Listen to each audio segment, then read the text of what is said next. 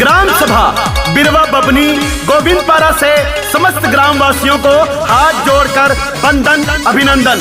भाइयों और बहनों, प्रधान पद के प्रत्याशी आपके भाई, आपके चहेते, आपके दुलरुआ मनोज द्विवेदी उर्फ गुड्डू प्रधान भैया। तो भाइयों और बहनों, याद रखना, आने वाले प्रधानी के चुनाव में इनको भारी से भारी मत देकर विजयी बनाएं। बिरवा बभनी के जनता के बन के बेटौआ राखे ध्यान, गोविंदपारा की जनता के बन के बेटौआ राखे ध्यान। गुड्डू भैया के सब लोग कहेले अब की बनैबे प्रधान।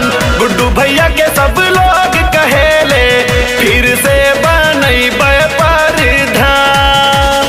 भाई और बहनों, गुड्डू प्रधान भैया जब प्रधान थे गांव में कोई भी दुखी नहीं था। गरीबों के साथी, गरीबों के मसीहा, गरीबों के काम आने वाले, पिछड़ों को गले से लगाने वाले, जाति पाति का कोई भेदभाव नहीं करते गुड्डू भैया। तो इस बार मेरे भाई और बहनों, अपने गांव बिरवा बभनी गोविंदपारा को बहुत सुंदर बनाना है, इसलिए केवल गुड्डू प्रधान भैया को जिताना है। धन्यवाद, धन्यवाद। जब कोनो भी आवे मुसीबत भैया साथ निभावे ले, थाना पुलिस हो या कोर्ट कचहरी काम करावे ले। जब कोनो भी आवे मुसीबत भैया साथ निभावे ले, थाना पुलिस हो या कोर्ट कचहरी काम करावे ले।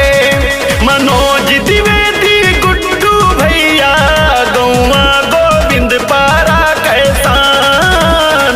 गुड्डू भैया के सब लोग कहेले अब कीता बनी है प्रधान। मनोज भैया के सब लोग कहेले अब की बनैबे प्रधान। भारत प्रधान जी।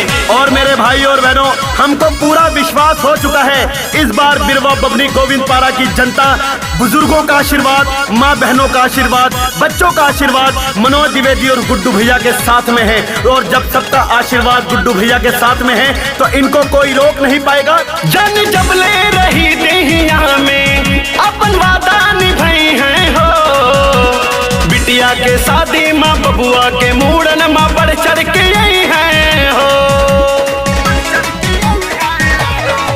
जन जब ले रही देहिया में अपन वादा निभाई है हो, बिटिया के शादी माँ बबुआ के मूड़न माँ बढ़ चढ़ के रही है हो।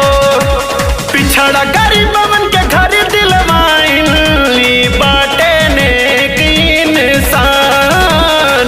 जे भी देखेला सब लोग कहेला इन करना जैसन प्रधान। जे भी देखेला सब लोग कहेला ऐसन ना केहू प्रधान।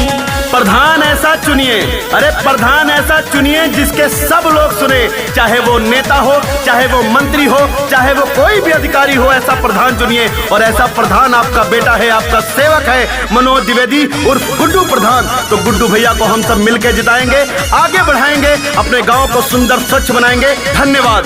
गायक गगनदीप सिंह।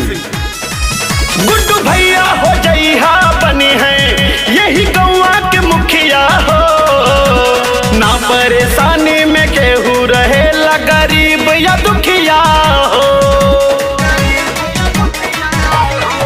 गुड्डू भैया हो जइहा बने हैं यही गौवा के मुखिया हो, ना परेशानी में केहू रहेला गरीब या दुखिया हो। गगन कबीरवा साच कहेला यन के बायल के पहचान। जे भी देखेला सब लोग कहेला यन करना जैसन प्रधान। जे भी देखेला सब लोग कहेले ऐसन ना कौनो